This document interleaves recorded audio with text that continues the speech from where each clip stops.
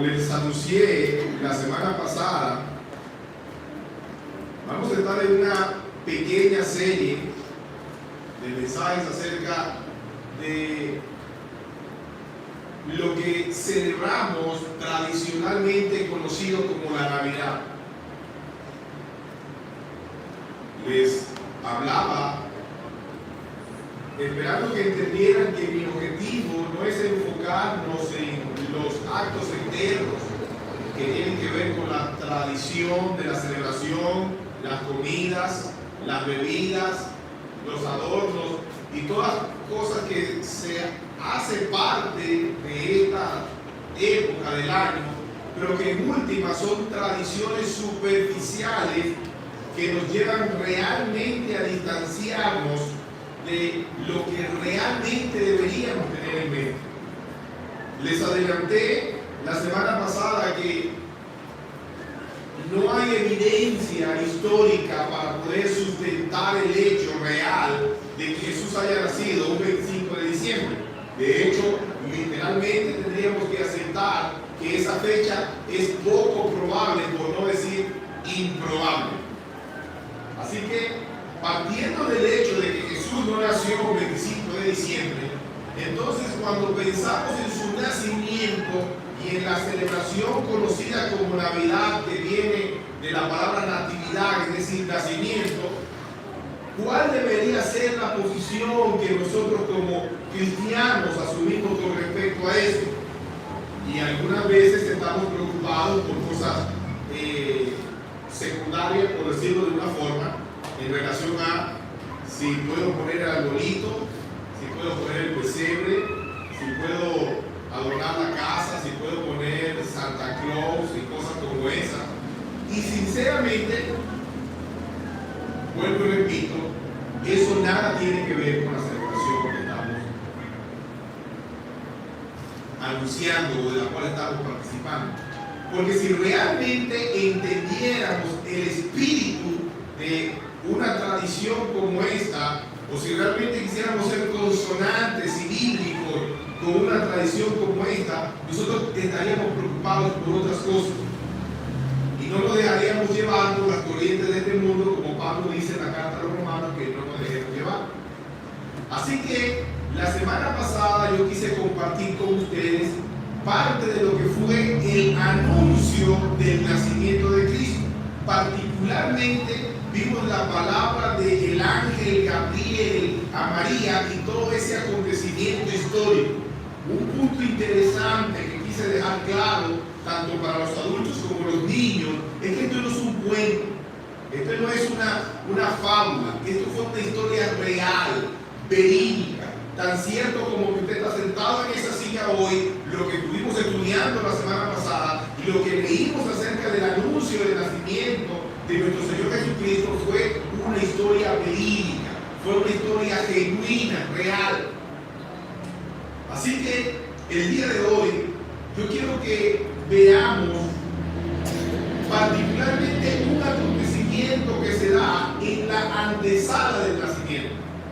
Ya no tiene que ver particularmente con el anuncio de que Cristo iba a nacer, sino más bien con lo que ese nacimiento iba a representar.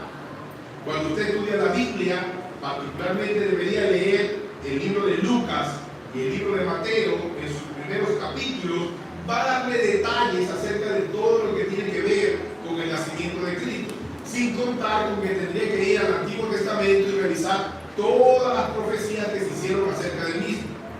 Ahora, es interesante que en medio de lo que fue el nacimiento de nuestro Señor Jesucristo y el anuncio de nuestro Señor Jesucristo, particularmente Dios movió y llenó con su Espíritu Santo a algunas personas para hablar verdades acerca de lo que este nacimiento representaba y todo en torno a ello.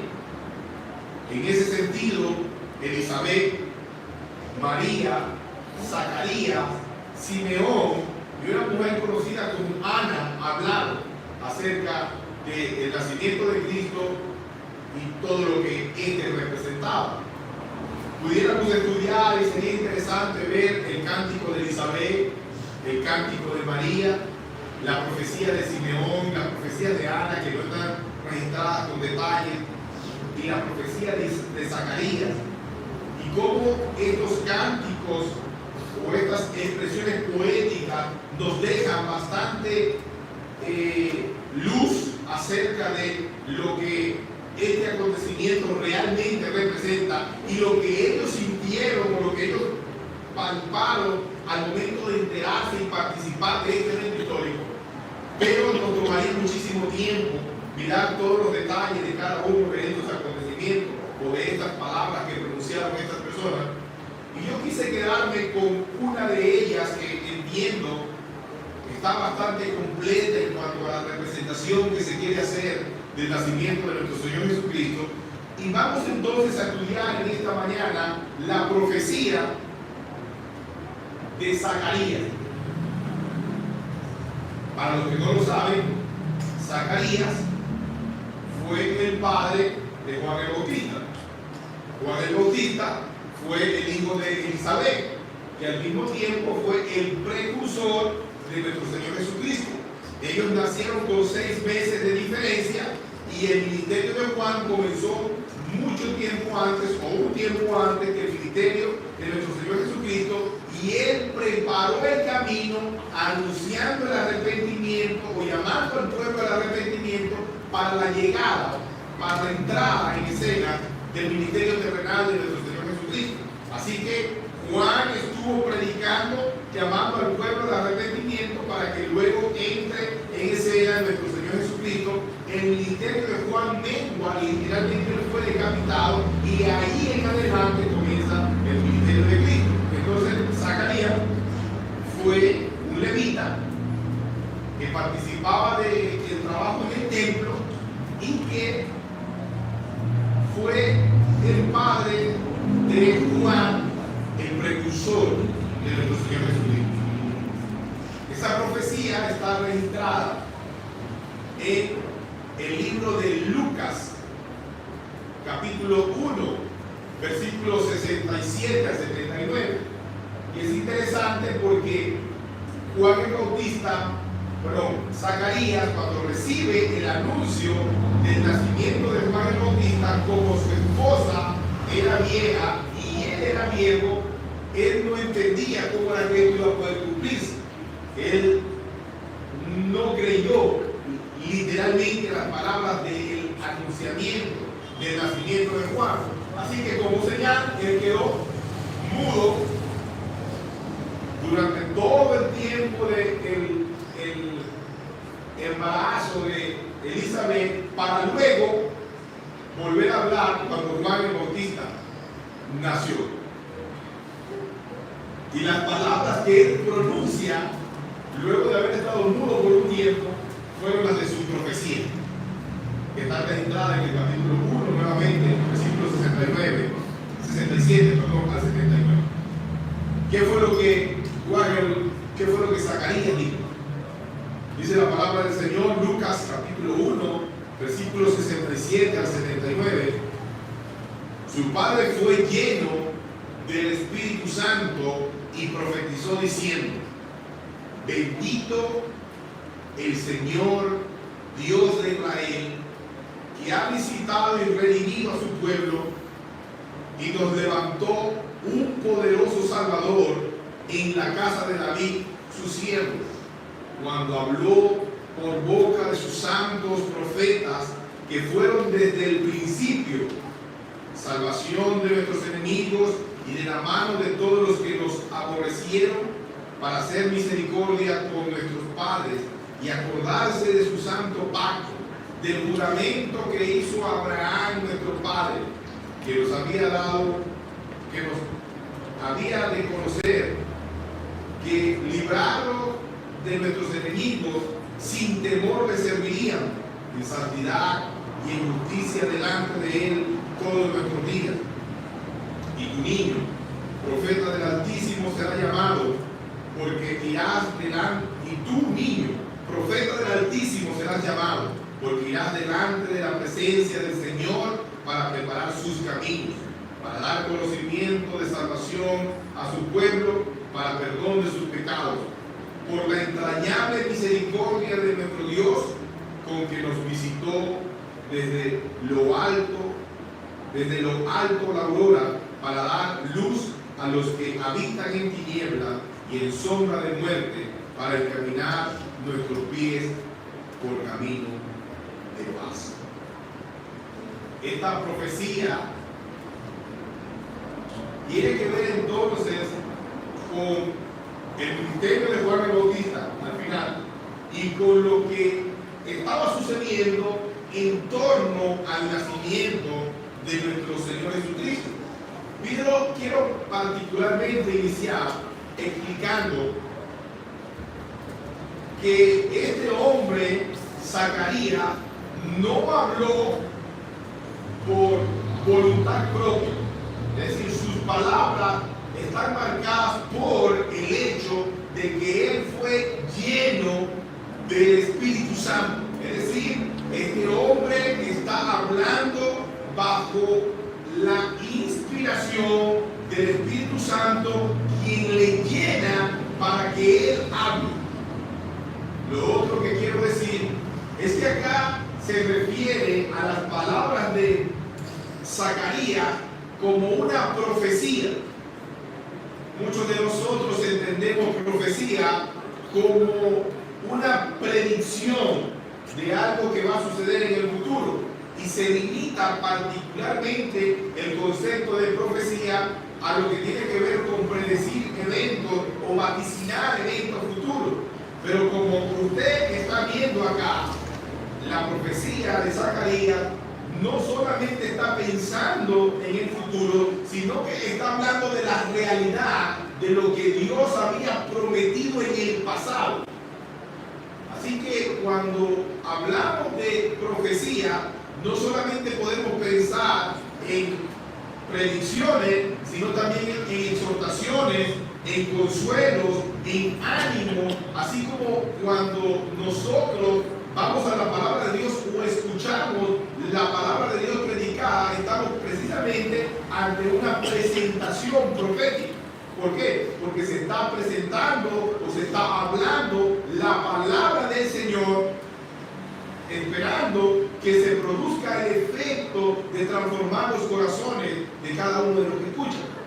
Así que en este momento, Zacarías, lleno del Espíritu Santo, pronuncia unas palabras que debían animar a los oyentes a entender lo que estaba sucediendo. Así como Zacarías lo hizo, también lo hizo María, también lo hizo Simeón, Elizabeth y Ana. Es decir, hablaron llenos del Espíritu Santo de lo que estaba sucediendo en torno al nacimiento de nuestro Señor Jesucristo. Y las palabras de Zacarías comienzan entonces con una adoración o con una exclamación de adoración profunda acerca del Dios de Israel, el Señor de Israel, que estaba precisamente cumpliendo lo que él había prometido. La profecía arranca diciendo: bendito el Dios de Israel, que ha visitado y redimido a su pueblo. Noten entonces que el nacimiento de nuestro Señor Jesucristo es entendido por este hombre lleno del Espíritu Santo como una visitación de Dios. Es decir, Dios visitando a su pueblo y tomando en cuenta las promesas que él había hecho en el Antiguo Testamento. Este evento histórico, el nacimiento de nuestro Señor Jesucristo, es reconocido como una visitación de Dios. Y en este caso una visitación particular y única, porque tiene que ver con el anuncio y el cumplimiento de la profecía de que Dios habitaría en medio de su pueblo. En este caso entonces vemos a Cristo, o cuando pensamos en el nacimiento de Cristo, vemos entonces el cumplimiento de la profecía de que Dios visitaría a su pueblo y viviría en medio de ellos. Es Juan, en este caso el apóstol, dice que Dios puso su tabernáculo en medio de su pueblo. Entonces, Zacarías, lleno del Espíritu Santo, alaba y glorifica el nombre de Dios, porque Dios está visitando a su pueblo y lo está redimiendo. Este concepto de redención es clave en el entendimiento de lo que Cristo estaba haciendo, o de lo que iba a suceder en torno al nacimiento de Cristo. ¿Por qué? ¿Qué es lo que significa ser redimido? Bueno, el concepto de redención al mismo tiempo está ligado al concepto de la esclavitud. Un esclavo le pertenecía a su dueño y todo lo que él era y hacía era de su dueño. Así que un esclavo no tenía nada propio, todo lo que tenía y todo lo que hacía le pertenecía al dueño. Y solo era posible salir de la condición de esclavitud si usted era redimido. ¿Y cómo se podía redimir a una persona de acuerdo a los estatutos legales de ese tiempo? Bueno, solamente había dos posibilidades. ¿Por qué? Porque el hombre, si la persona no podía decir, bueno, yo voy a acumular dinero, voy a guardar algo para comprar mi libertad. ¿Podía un esclavo comprar su propia libertad? No. ¿Y por qué un esclavo no podía comprar su propia libertad? Porque todo lo que él acumulara no le pertenecía a él, sino que le pertenecía a su amo. Literalmente, él vivía y respiraba para su amo. Así que un esclavo no podía ser liberado por su propia voluntad. Él necesitaba de la acción de otra persona que lo redimiera de la condición en la que se encontraba. En este sentido, esa otra persona podía negociar con el dueño del esclavo y decidir pagar lo que este esclavo valía, para entonces, habiendo pagado el precio del valor del esclavo, poderlo dejar en libertad. Esa era una forma como una persona podía salir de la esclavitud. La otra era que su propio amo decidiera dejarlo en libertad. Esa era la otra opción que tenía. Pero siempre el esclavo dependía de la acción de otro, nunca de él. Entonces noten que es importante entender que el concepto de la redención de su pueblo tiene que ver con la idea de que todos los hombres, todos, absolutamente todos, son esclavos. Esclavos.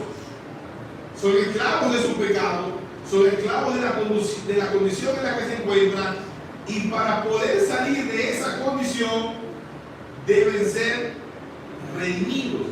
El nacimiento de nuestro Señor Jesucristo estaba entonces relacionado con la redención de aquellos por los cuales Él vino a este mundo. Eso quiere decir que Él vino a este mundo y se encarnó y vivió una vida perfecta para poder redimir a su pueblo. Zacarías, lleno del Espíritu Santo, está alabando y glorificando al Señor de Israel, porque el Dios de Israel ha visitado a su pueblo en la persona de nuestro Señor Jesucristo para redimirlo de la condición de esclavitud en la que se encuentra. Ahora, la pregunta que tendríamos que hacernos es: ¿qué es lo que tenía en mente Zacarías cuando pensaba en redención? porque para ese momento histórico Israel estaba bajo el yugo ¿de quién? Del Imperio Romano. Y algunos pensaron, de hecho, o pensaron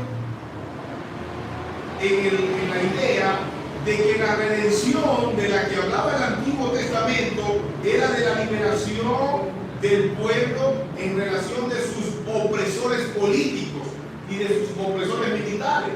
Así que algunos entendían que tras la llegada del Mesías, el pueblo de Israel sería liberado del yugo del Imperio Romano.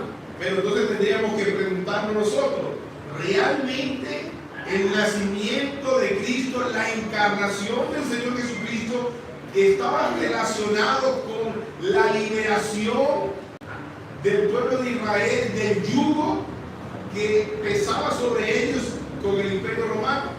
Bueno, tendríamos que estudiar todos los evangelios y para llegar a la conclusión de que fue consistente al decir que el reino que él estaba trayendo no era un reino de este mundo.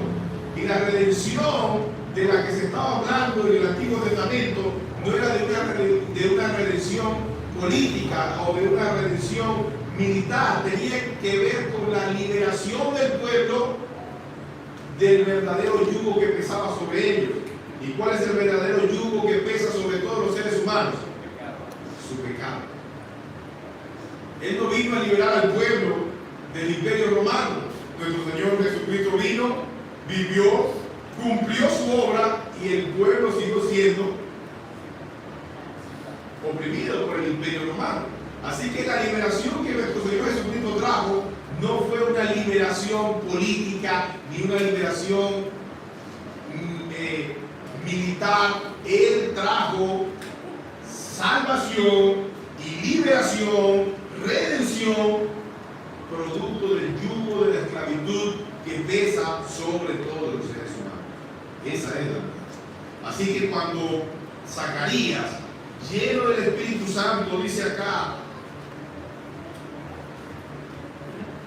bendito el Señor Dios de Israel, que ha visitado y redimido a su pueblo. Él está pensando en la redención que nosotros tendríamos por causa de nuestro pecado. Por causa de nuestro pecado, nosotros tenemos una deuda con la justicia divina. Y esa deuda nos hace esclavos. Y solo es posible salir de esa condición si alguien paga nuestra deuda. Bueno, el nacimiento de Cristo, que se tiene en memoria en estos días, el nacimiento de nuestro Señor Jesucristo, realmente lo que representa y lo que debería traer a nuestras mentes siempre es el gran evento de redención que Dios hizo con su Hijo. Entonces, lo importante no son las luces, las bambalinas, ni el pesebre, ni todas esas parafalias superficiales que la cultura ha traído en moda y que lo que hacen es generar un espíritu de superficialidad. Lo importante es que nosotros, cristianos, en este tiempo entendamos que ese evento histórico tiene que ver con la redención de nuestro pecado. Y entendiendo eso, tengamos la capacidad de compartir con todos aquellos que están a nuestro alrededor la historia de la redención de la humanidad, que comenzó precisamente con el nacimiento de Cristo en un pesebre. ¿Me entienden? Entonces, Zacarías, lleno del Espíritu Santo, alaba y glorifica el nombre de Dios. ¿Por qué? Porque Dios ha visitado a su pueblo para redimirlo en la persona de nuestro Señor Jesucristo. Y esta cláusula, la del versículo 68, es reforzada por la siguiente declaración, porque lo que Zacarías está haciendo es ir como quien escala una escalera peldaño a peldaño para que sus oyentes fueran claros de lo que estaba sucediendo. Versículo 69. Y nos levantó un poderoso Salvador. Entienda esto. ¿Pueden pensar ustedes en Cristo, un niño, un bebé, sentado en un pesebre, como un Salvador poderoso?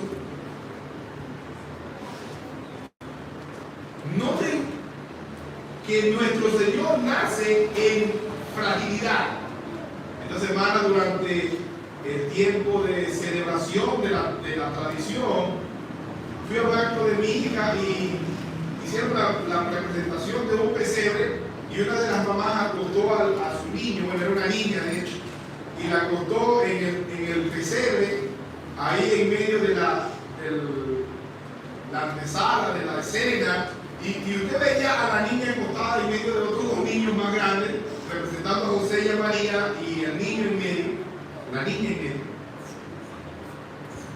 Sin embargo, a pesar de todo lo superficial y lo burdo de la escena, lo que venía a mi mente era un niño acostado en medio de un establo literal, sobre paja de la que comían los animales. No sé si había burro o vacas o exactamente cuáles eran los animales que había, pero lo cierto era que es posible que los hubieran sacado. No creo que hubiesen dejado al niño ahí con las vacas y los burros, pero en medio de esa escena, lo que Zacarías está viendo es el cumplimiento de la promesa de Dios levantando un poderoso Salvador. Entonces, esa escena es el cumplimiento de la promesa de Dios, y está levantando un poderoso Salvador.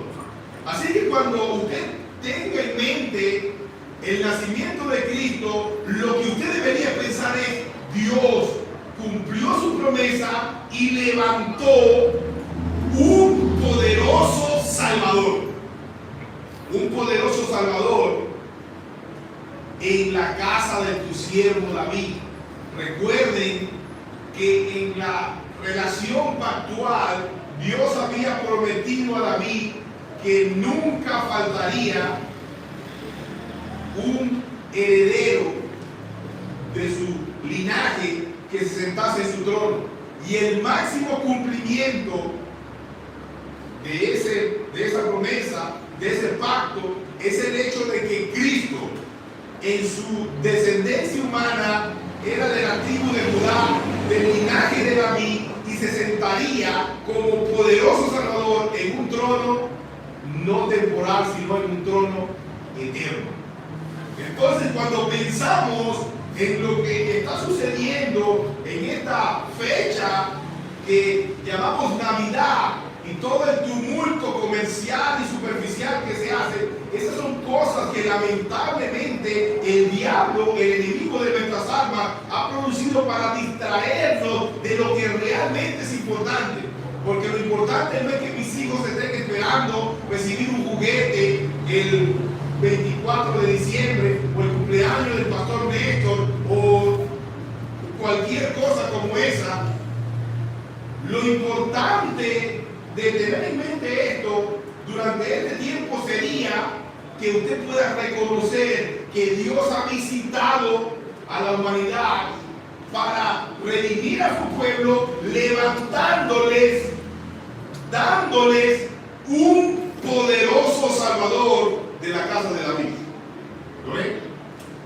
Así que cuando veamos la imagen del niño en el pesebre, no estamos viendo una historia o una fábula de algo que sucedió y qué bonito, ¿verdad? El niño. No, estamos viendo la imagen de el poderoso Salvador que Dios levantó de la casa de David para redimir a su pueblo. Y ese evento histórico fue un evento que fue predicho, versículo 70, como habló por boca de sus santos profetas que fueron desde el principio. ¿Quién habló? Dios habló. ¿A través de quién habló Dios? A través de los profetas. ¿Desde cuándo habló Dios? Desde el principio. Génesis, capítulo 3, versículo 15. ¿Qué le dijo Dios a la mujer luego de la caída? Bueno, que habría un conflicto entre la simiente de la mujer y la simiente de Satanás, que la simiente de Satanás o de la serpiente heriría a la simiente de la mujer en el calcañar, pero que la simiente de la mujer le aplastaría la cabeza a la simiente de Satanás. Y entonces lo que estamos viendo en el nacimiento de Cristo es Dios levantando un poderoso Salvador para redimir a su pueblo, y que para hacerlo le aplastaría la cabeza a la simiente de la serpiente, a Satanás, y lo vencería de manera definitiva para dar salvación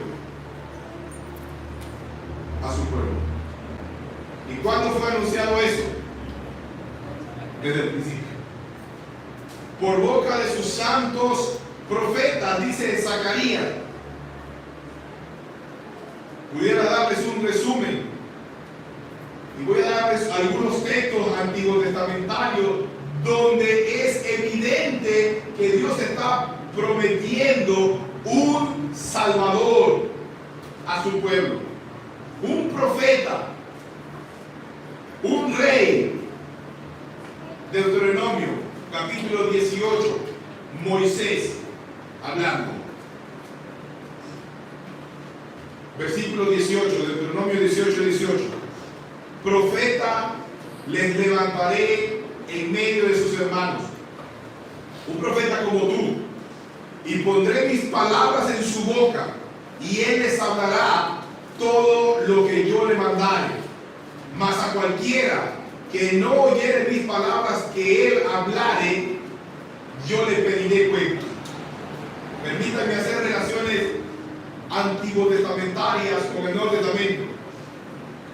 Mas cualquiera que no oyere mis palabras que él hablare, yo le pediré cuenta.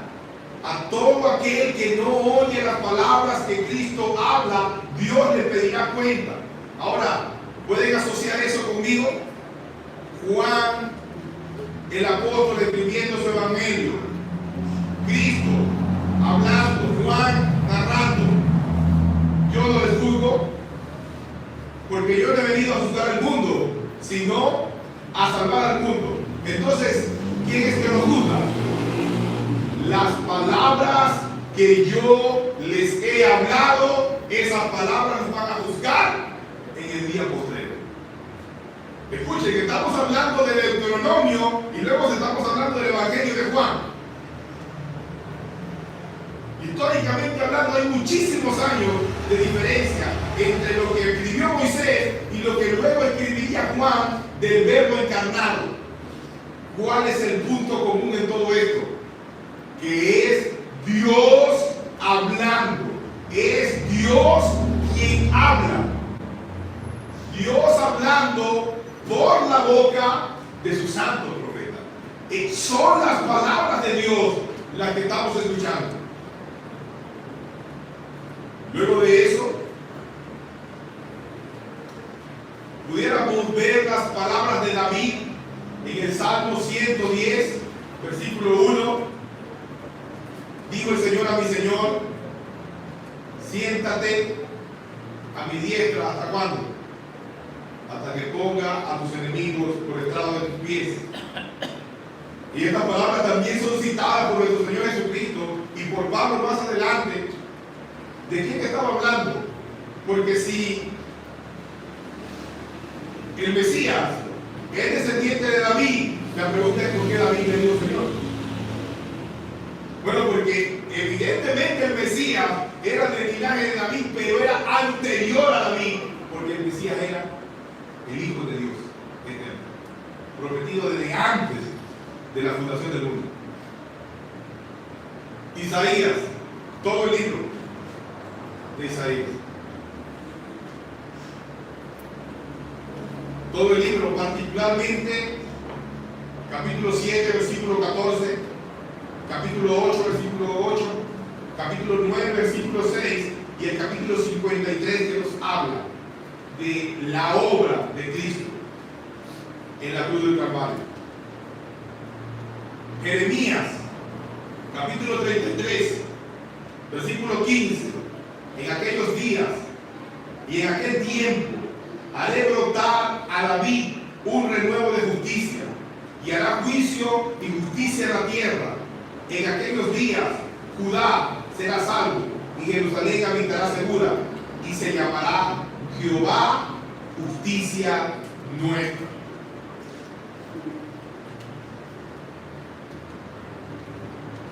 Daniel, capítulo 7, versículo 13. Miraba yo en la visión de la noche, y era aquí con las nubes del cielo venía uno como hijo de hombre, que vino hasta el anciano de días, y le hicieron acercarse delante de él, y le fue dado dominio, gloria y reino, para que todos los pueblos, naciones y lenguas le sirvieran. Su dominio es eterno, que nunca pasará, y su reino uno, que nunca será destruido. Escuchen esto. Puedo pasar toda la mañana citando pasajes antitestamentarios que hablan acerca de este evento particular que era el nacimiento de Cristo. Así que Zacarías está inspirado por el Espíritu Santo, dejando algo que era completamente claro.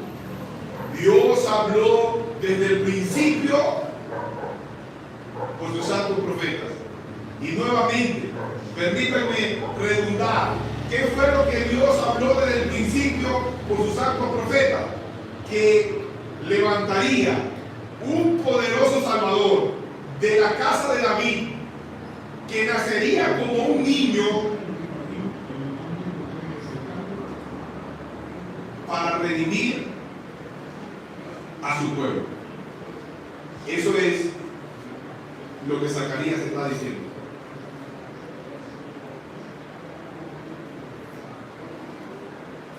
¿Y cómo explica Zacarías la salvación y la redención de este poderoso Salvador? Versículo 71.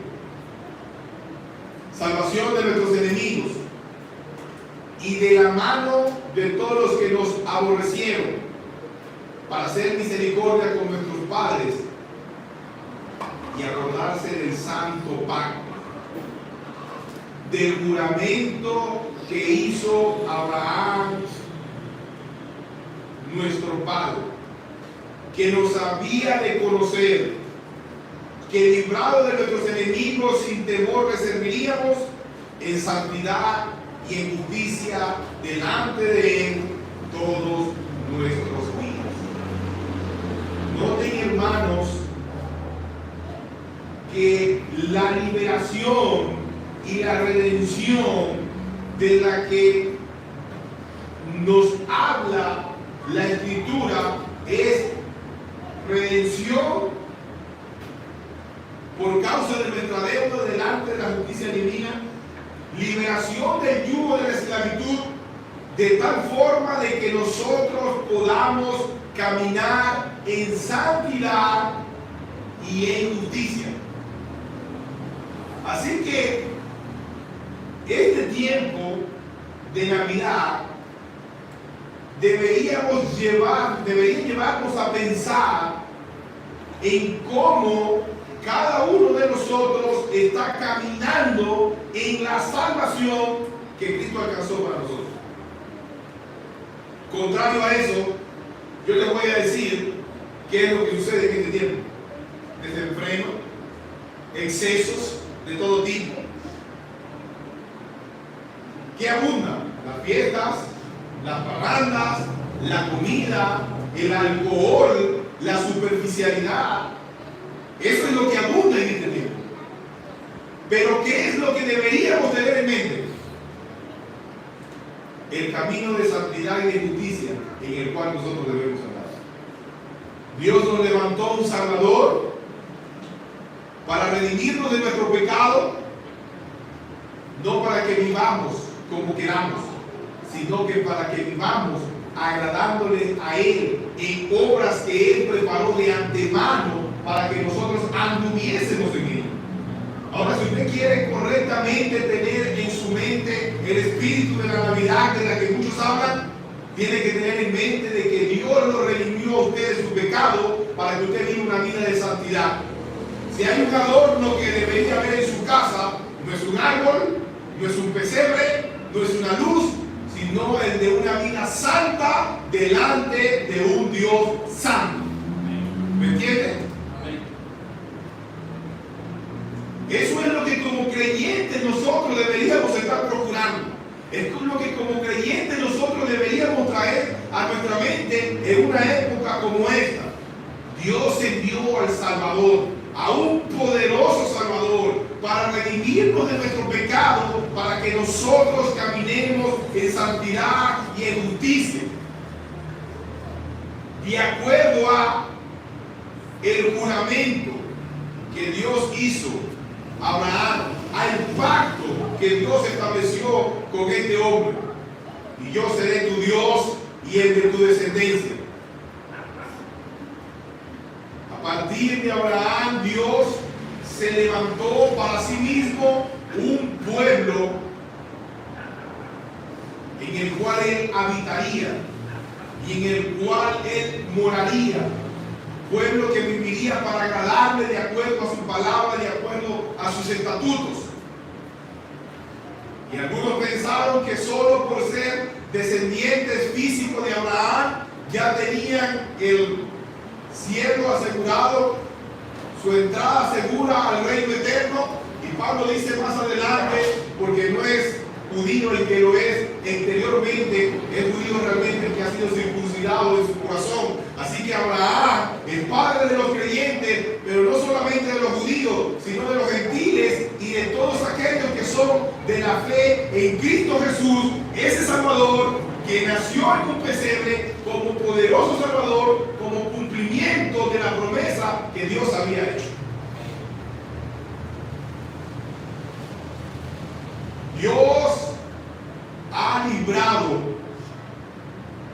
a su pueblo de sus enemigos a través de ese Salvador.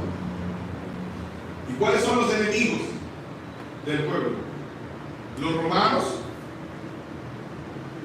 los griegos, los medos, los persas, los sirios. ¿Quiénes son tus enemigos? El Señor me va a librar de la vecina porque ya la tengo hasta aquí. Las vecinas son terribles. No tenemos lucha contra carne ni contra sangre, sino contra potestades del enemigo. Estamos en medio de una lucha espiritual. La carne, el mundo, Satanás, esos son tus enemigos. Pero escúchalo bien. Cristo murió y resucitó para darte la victoria. En Él somos más que vencedores. Nuestra victoria está asegurada. ¿Por qué? ¿Por tus capacidades? ¿Por las vías? ¿Por lo bueno que somos? No, porque Cristo nació, creció vivió una vida perfecta para luego morir en la cruz del Calvario, resucitar al tercer día y ahora mismo está sentado en el trono esperando el día de la consumación de su reino. ¿Y cómo comenzó todo? Hace más de 2000 años, en un pesebre, con el nacimiento del niño Jesús. Así.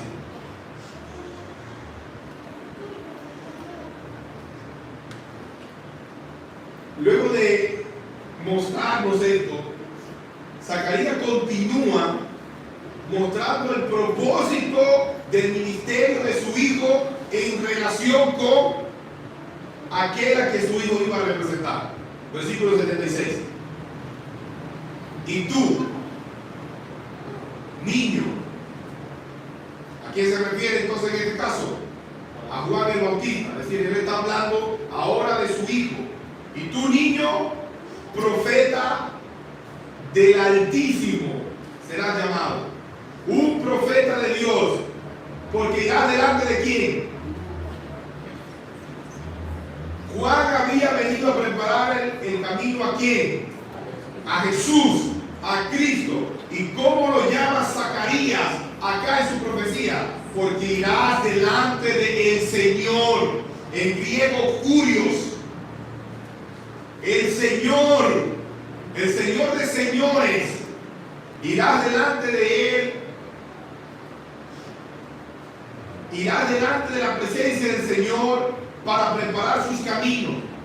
Juan el Bautista tenía un ministerio y era preparar los corazones del pueblo, llamándolos al arrepentimiento de sus pecados, para que cuando Cristo entrase en escena, el mensaje del Evangelio del Reino y el perdón de pecados a través de la fe en Él fuese recibido. Ese fue el ministerio de Juan el Bautista. Irá delante de la presencia del Señor para preparar sus caminos. Versículo 77. Para dar conocimiento de salvación a su pueblo, para perdón de sus pecados, por la entrañable misericordia de nuestro Dios. ¿Lo ven? ¿Es claro? El ministerio de Juan estaba relacionado con preparar el camino de ese Salvador, de ese poderoso Salvador que estaba naciendo en un presente. Juan iría delante de él preparando el camino para que el pueblo escuchase el mensaje de salvación y de perdón de pecados. Cuando Cristo vino, hay una escena que no puedo olvidar, y es la de aquel momento en que en medio de su ministerio terrenal estaba en una casa predicando y hablando a hombres y mujeres que se habían acercado, y entonces un grupo de personas trajo un paralítico. Y como había mucha gente en la casa, no lo podían entrar por la puerta. Así que en medio de su desesperación, los hombres dieron la vuelta, abrieron un hueco en el techo y dejaron caer al hombre en su camilla paralítico para que descendiese y cayese exactamente en medio donde Cristo estaba hablando. Y Cristo se acerca y ¿saben qué le dijo? Hijo, tus pecados te son perdonados. Tus pecados te son perdonados. Muchos hoy ponen de relieve y dan importancia al hecho de que las personas sean sanadas de sus enfermedades físicas, que los paralíticos caminen, que los sordos oigan, que los ciegos vean y cosas como esas. Pero en medio de esta escena, Cristo se acercó al hombre y le dijo: tus pecados te son perdonados. Y los fariseos comenzaron a caminar en sus corazones. ¿Y este quién es para perdonar pecados? ¿Quién se cree para decir eso a este hombre? Él que conocía los corazones de cada uno se volteó y dijo: ustedes se alarman, se escandalizan, porque yo estoy diciendo a este hombre que tus pecados te son perdonados. Bueno, una pregunta para ustedes, maestros de la ley: ¿qué es más fácil decir? ¿Tus pecados te son perdonados o levántate y anda? Evidentemente, decir tus pecados te son perdonados es una frase que puede ser lanzada al aire. Pero para que sepan que realmente tengo autoridad para perdonar los pecados, a ti te digo: levántate, toma tu camilla y anda. E inmediatamente el hombre se levantó y caminó. ¿Y qué fue lo que quedó ratificado? ¿Qué fue lo que quedó probado? Que el Hijo de Dios tiene autoridad para perdonar pecados. Porque la misión principal de nuestro Señor Jesucristo, su misión única al venir a la tierra, vivir una vida perfecta y morir, fue librarnos de nuestros pecados. Por eso, el llamado del Evangelio es al arrepentimiento y a la fe, a que nos arrepintamos de nuestros pecados y creamos en Cristo con todo nuestro corazón, porque Él tiene poder para librarnos del yugo de la esclavitud de nuestros pecados.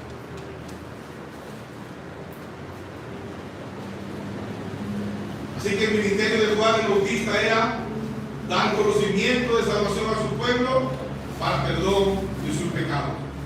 Esto por la entrañable misericordia de nuestro Dios, con la que nos visitó desde lo alto de la aurora para dar luz a los que habitan en tiniebla y en sombra de muerte, para encaminar nuestros pies por camino de paz.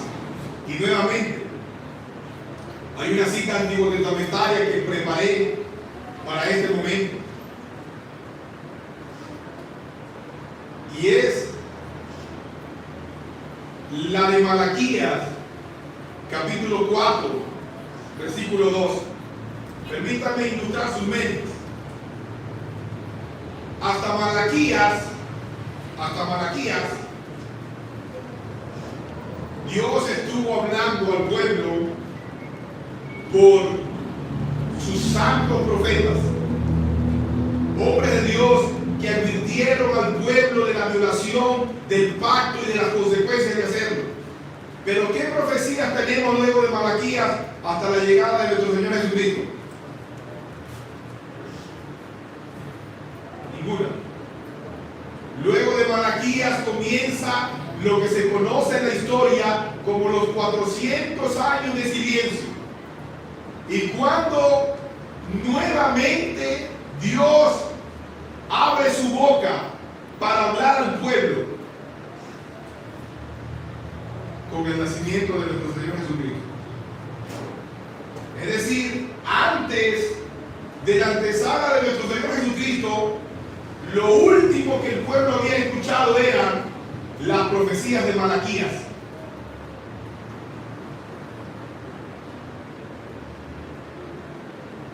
Permítanme leer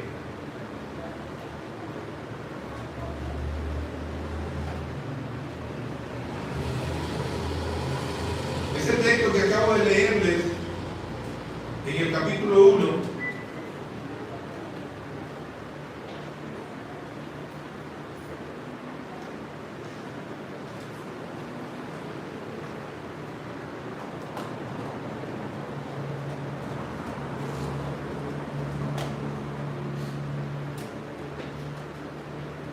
En la versión de las Américas. Y tú, niño, serás llamado profeta del Altísimo, porque irás delante del Señor para preparar sus caminos, para dar a su pueblo el conocimiento de la salvación, por el perdón de sus pecados, por la entrañable misericordia de nuestro Dios, con que la aurora nos visitará de lo alto. ¿Saben qué es la aurora? Es el resplandor del sol cuando está saliendo por la mañana. ese color bello que se hace alrededor del sol cuando el sol sale, eso es la aurora.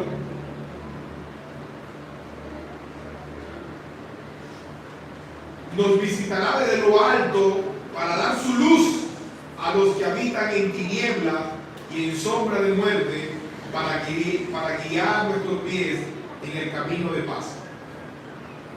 Vean lo que dice Malaquías, capítulo 4. Mas a vosotros, a los que teméis mi nombre, nacerá el sol de justicia, en sus alas traerá salvación, y saldréis y saltaréis como becerros de la manada, hollaréis a los malos, los cuales serán cenizas bajo las plantas de vuestros pies en el día en que yo actúe, ha dicho Jehová de los ejércitos. Acordaos de la ley de Moisés, mi siervo, al cual encargué en Horeb ordenanzas y leyes para todo Israel. He aquí, yo os envío el profeta Elías, Juan el Bautista, antes de que venga el día de Jehová grande y terrible. Él hará volver el corazón de los padres hacia los hijos y el corazón de los hijos hacia los padres, no sea que yo venga y hiera la tierra con maldición. Entonces, ese sol de justicia, o en palabras de Zacarías, esa aurora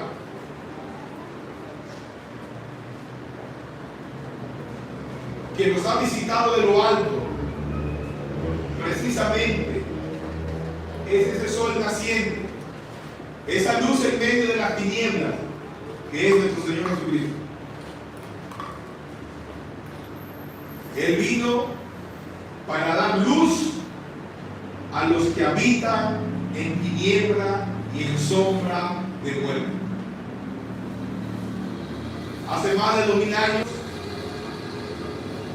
el mundo caminaba en densas tinieblas y aquel que es la luz vino al mundo.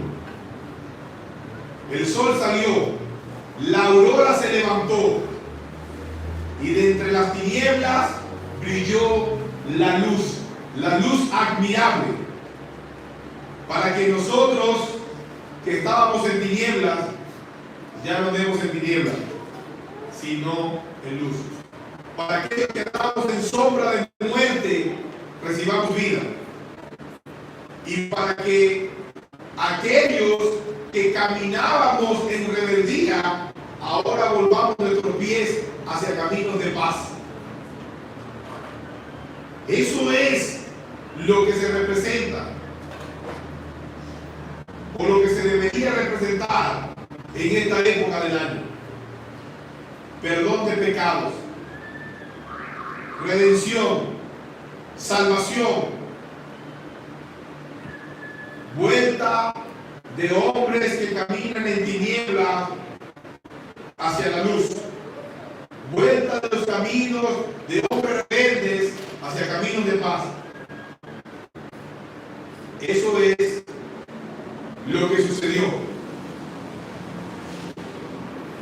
hace más de 2000 años con el nacimiento de nuestro Señor Jesucristo, y lo que cada uno de nosotros debería tener en su mente y en su corazón en un tiempo en el que, entre comillas, se hace mucha alusión a la obra y al nacimiento de nuestro Señor. No podemos entonces dejar que nuestros caminos sean guiados por las corrientes que mueve el mundo, esa corriente de superficialidad y desenfreno.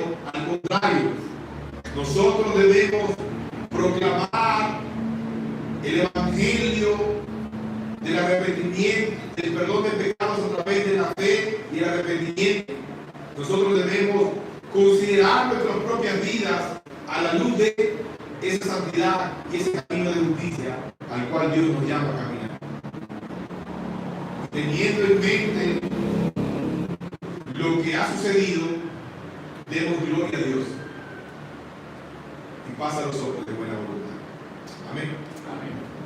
Gracias, Padre, te damos porque tú eres bueno. Gracias, Señor, por tu palabra.